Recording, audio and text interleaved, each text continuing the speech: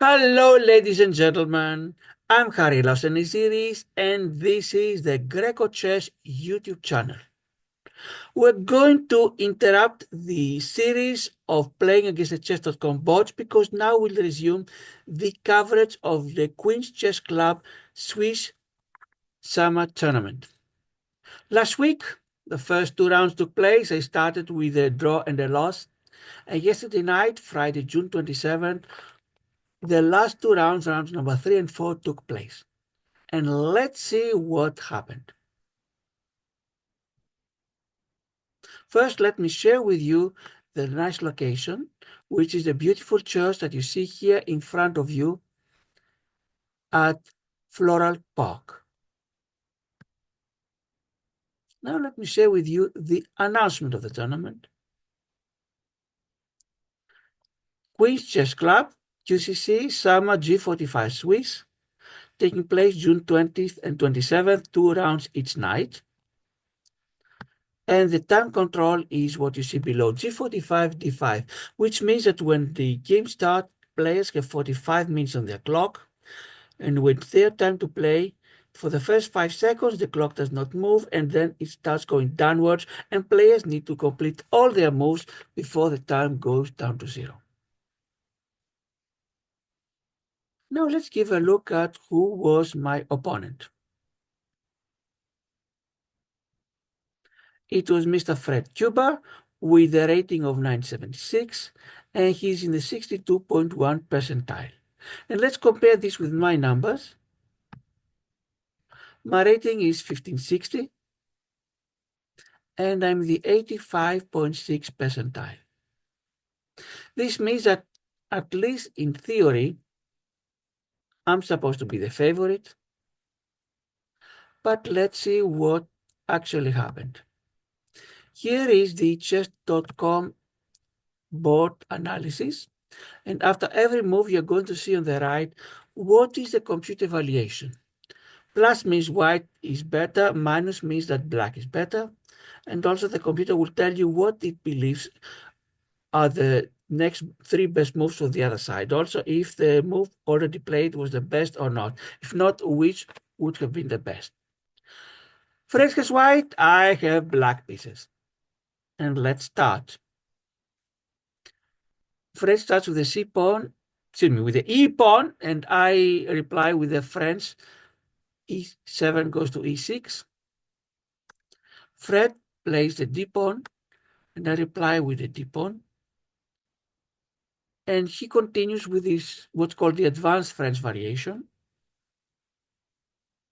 You see here it says French defense advanced variation. That is what I had played against Brian Lawson last week. And I reply with a C pawn going to C5. Fred places his knight on F3, and I place my knight on C6.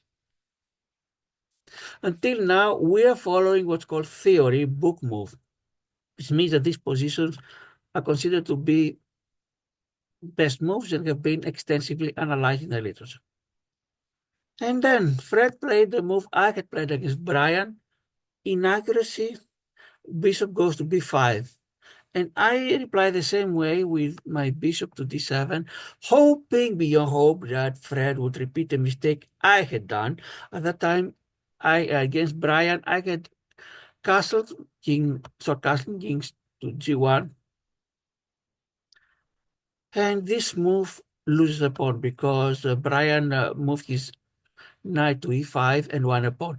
I was ready in case Fred would make any such mistake to do exactly the same and win a pawn, but this did not happen.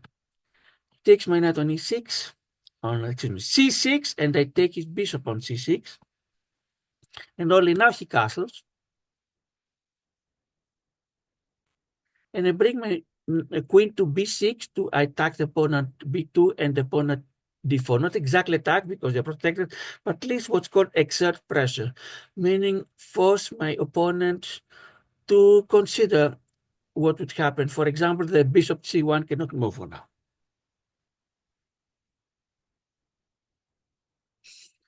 Fred defends his d4 pawn by moving the pawn from c2 to c3. and I develop my knight to e7. He moves his rook to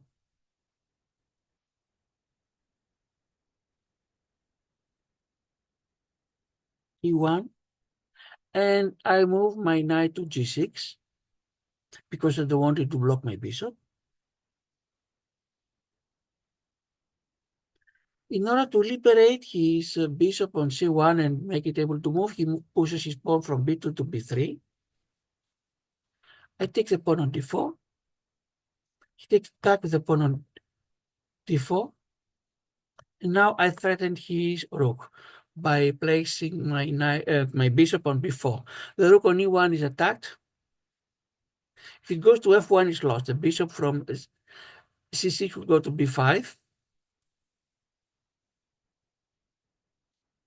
If it goes in most places, it's in danger. That's why Fred did one of the few safe moves he could do. Bishop goes to d2.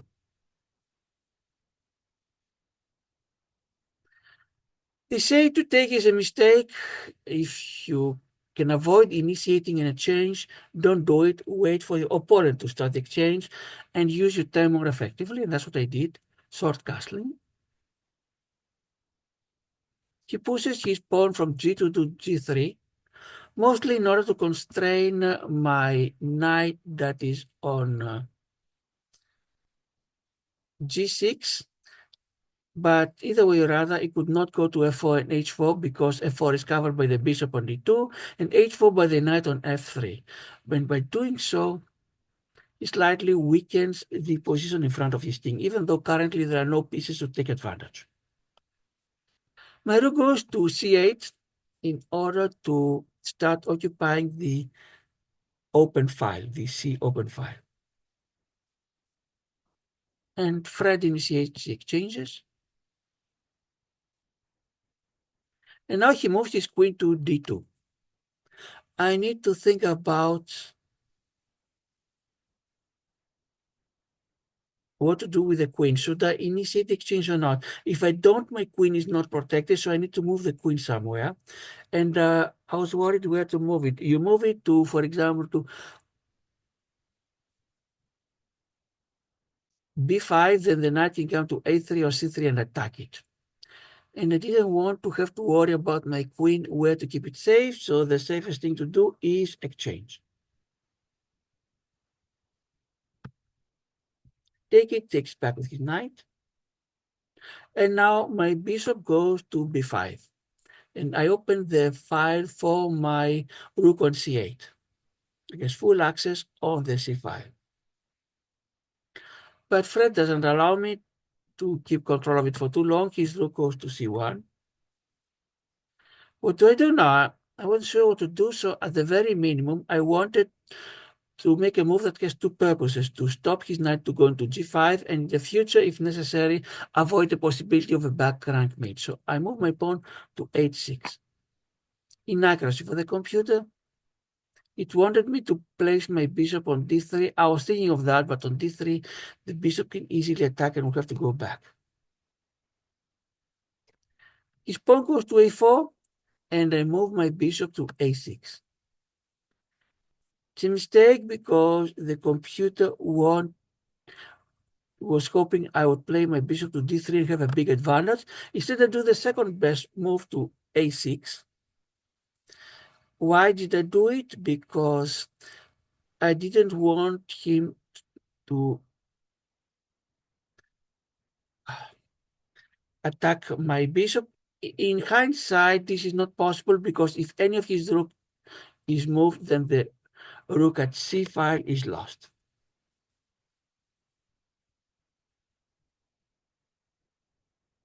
He places his knight on b1. The reason to do so is that his rook could go to c3 and doesn't need always to stay on the square c1.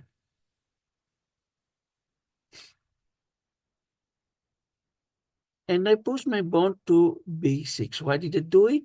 Because in accuracy for the computer, but what I wanted is to have the freedom to place my bishop on b7 and be in the long diagonal and exert some pressure on f3. He places knight on c3, and I see that my knight on g6, there are not too many things can do. That's why I place it back on e7.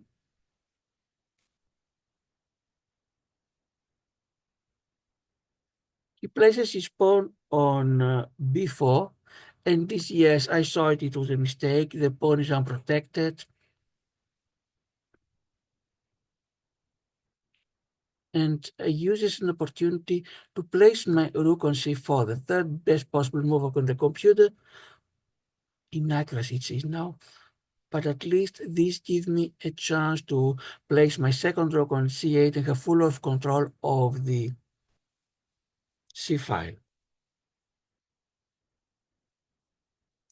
He attacks my bishop on a6, and my bishop goes back to b7 exactly as I wanted.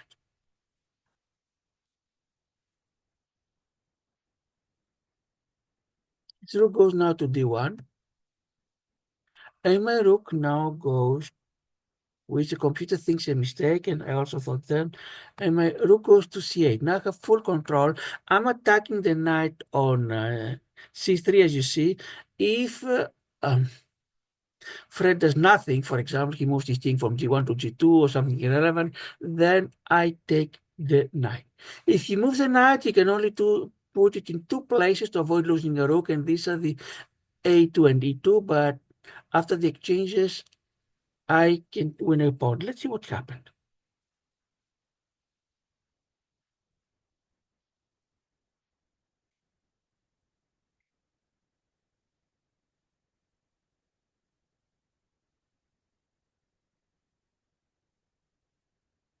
He places his rook on d3 to protect the knight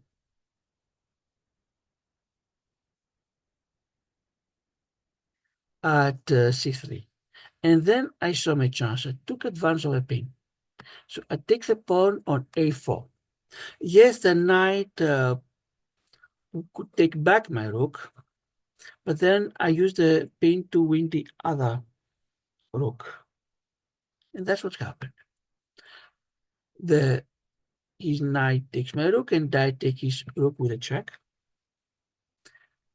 Computer thinks it's a great move. I think it was too obvious to be considered great. And now my advantage, you see, goes more than 2 pawns, 238. King goes to g2. Now I send my rook to c4, threatening the knight, and also exerting pressure on the d4 square.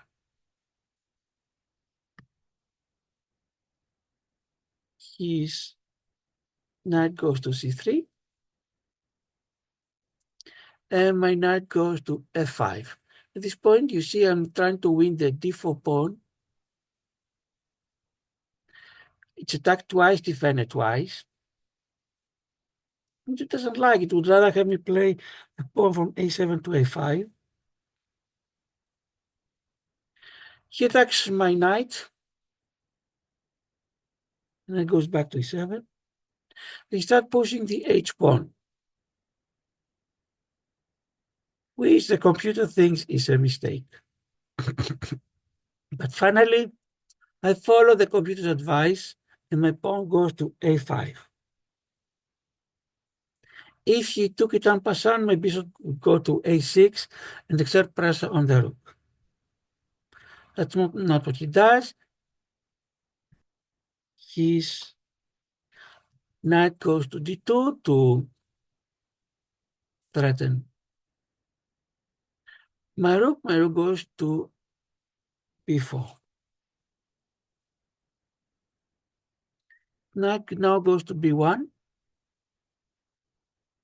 and I can win the pawn. I could win it either way or other. It was lost. His rook goes to c3 to take advantage of the open file. And perhaps if he was not careful, he could place his rook on c7 and have a double attack against both my bishop on b7 and knight at e7. I saw it, of course. There are two ways to stop it. Either placing my bishop or my knight on e6. I place my knight. And he wants now to exchange rooks. And I win the pawn here on d4, which also protects my rook. So if he wants to take my rook, I'll take his rook back, and I'm already ahead of, let's see, how many pawns I have? 7 pawns, he has 4. I'm ahead by 3 pawns. The computer says that I have an advantage of 5.29, meaning more than a rook. By that time, Fred was out of time. His clock went down to 0. As I mentioned earlier, if your time goes down to 0, then you automatically lose the game, no matter how great the position, even if you had made next move. There is one exception if the player with the more time has so little material that a mate is theoretically impossible. Usually it means if it is only a king or a king and bishop or a king and a knight. None of them happened, and thus after Fred time was over, I was the winner of the game. And at this point, I have 1 win, 1 draw, and 1 loss. But we are going to review the game to do the analysis to see what does the chess.com computer have to say about our performances.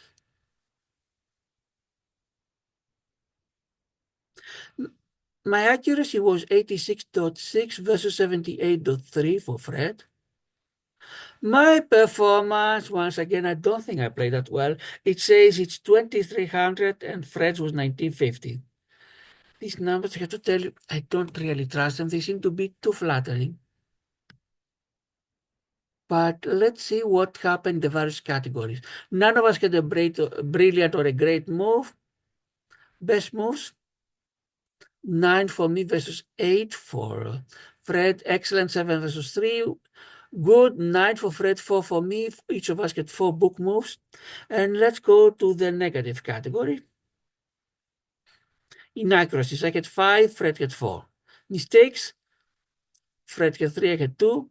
Misses, I missed twice and Fred missed once. And blunders, Fred had 1 blunder. This concludes the coverage of round number 3. I'm in the middle, 1 win, 1 draw, and 1 loss. And after a break, I was ready for round number 4. But to see what happened at round number 4, we'll have to wait until the next video. The next video will cover round number 4 of the Queen's Chess Club Summer Tournament. And after that, we'll resume the series on playing against the chess.com watch. Thanks, everybody. Thanks to the subscribers. Thanks to the people that made comments, especially the nice and encouraging. Thanks to you that clicked the like button. And of course, thanks to all of the viewers. I am Harry Lasaniziris. This is Greco Chess. Goodbye.